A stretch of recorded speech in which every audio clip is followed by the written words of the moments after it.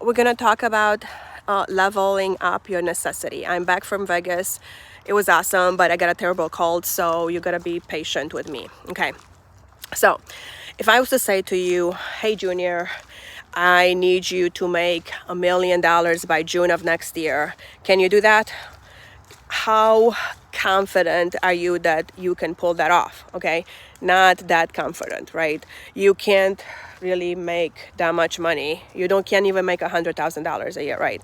So, but if I said to you, I need you to make $1 million by June of next year, or your whole entire family will be killed. Okay, how confident are you that you'll make that $1 million now?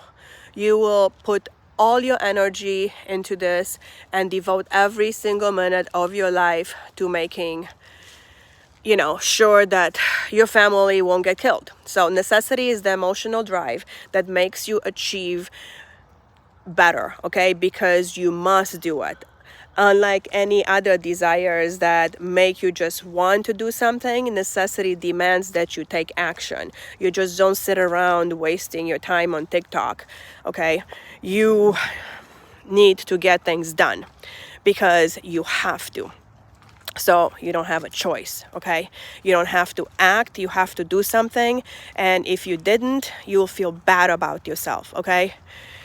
Necessity inspires a higher level of urgencies to act. If you ask a millionaire how they stay so committed, they say, this is who I am. I can't imagine doing anything else. This is what I was put on earth to do, okay? People need me, okay? People are counting on me. I can't miss this opportunity. If I don't do this now, I'll regret it later, okay? They feel a deep emotional drive and commitment to getting things done, okay? You can't become an extraordinary person without the necessity to excel. You must get emotionally committed to what you're doing and reach that point where success is not just a preference, but a deep necessity, okay? How do you do that? Okay, he does this. This is very good. There's two specific internal forces that you need to develop: personal standards of excellence and obsession with the topic, okay?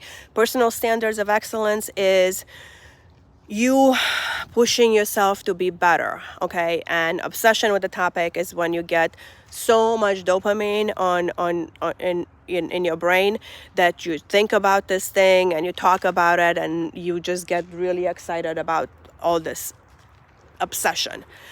So, do you notice that you feel guilty when you lie or don't follow through with what you said or what you did? It doesn't feel good when you say something and do something else, right? And did you notice how good you feel when you do what you said and you do follow through, okay? Those feelings of frustration and happiness is what I mean by internal factors of necessity. We have a lot of forces that shape our behaviors, okay? We have our values, our expectations, our dreams and goals, our need for safety, our need for belonging, our need for experience. These forces help you grow, okay? They shape and reshape your identity throughout your whole life. The quality of your life is in direct proportion to your commitment to excellence, okay? It goes without saying that if you have really nice, high standards, you will perform better. And it doesn't matter the task or activity that you're performing, okay? Like you see that it doesn't matter if you choose the task or if you even enjoy the task, okay? What it matters is that you do excellent, you do well on a task. You get a satisfaction from the result, okay? That's all it is. You see those people that play games on their phones all day? They do the same thing. They get the satisfaction from the result, from the completion of the game. But that's not real, okay? It's fast food dopamine. Necessity is when you set a goal that is necessary for you to achieve and you monitor your progress until you get your goal accomplished, okay? That's what it is.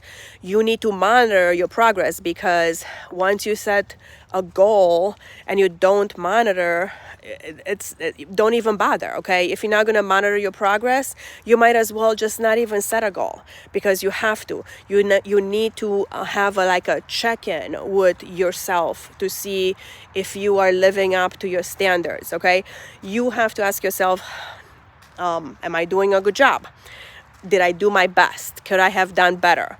Nobody is perfect, okay? And you will have days where you'll be not so proud of your work. But if you didn't monitor yourself, you're not gonna go adjust it and make it better and advance, okay? If you feel frustrated, it's okay. Growth and improvement is hard, but it's not stressful if you have a plan. Remember, the data says that successful people are happier, have less stress, and feel like they're making a difference, okay? They feel like this because they feel they are on the right path, and they feel like they're on the right path because they frequently check in with themselves. They are willing to face their faults and address their weaknesses. They don't avoid the tough conversations. They don't pretend to be perfect, okay? They want to talk about how to improve, because at the core, of the whole thing, like, is the enjoyment that they're getting is tied to their growth, okay?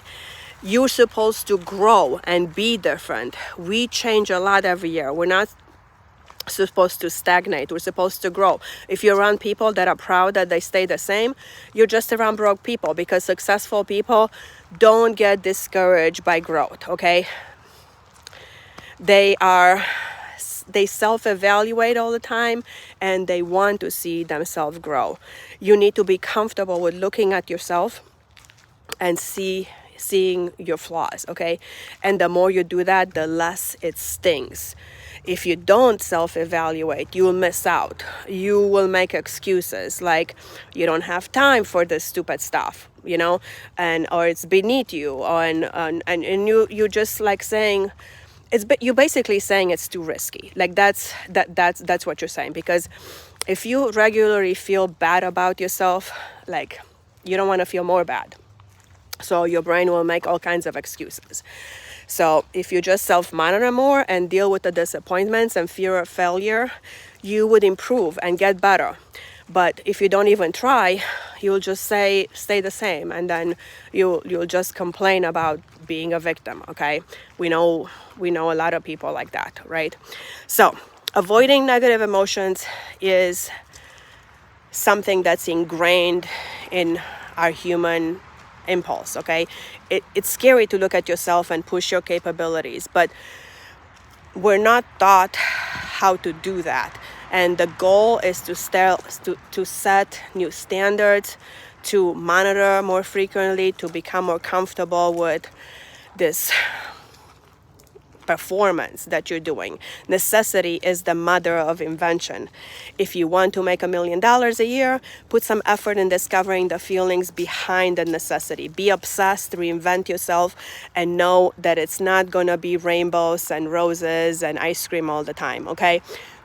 It's scary to demand a lot of yourself, because you might not do a good job, okay? You might fail. It might feel bad, you might be frustrated or sad, or you might even feel shameful. But the feeling that you have to do something is not comfortable. You know that. But this is the ultimate trade-off to be successful, okay? That's where you learn that necessity is a good thing. If you fail and you have to endure negative emotions, so be it. Be it. Okay, that's the trade-off you make. The payoff is really, really worth it. It's worth the discomfort. Trust me, it's worth it. Don't fear the concept of necessity, okay? Because if you tie yourself, your identity to doing a good job, and you see yourself as a person that loves challenges and goes for the big dreams, you're gonna get stronger, and your future is gonna hold good things for you, okay? And with that, look around you, and don't lie, don't steal, don't cheat, and don't kill any animals today. Mwah, mwah, mwah.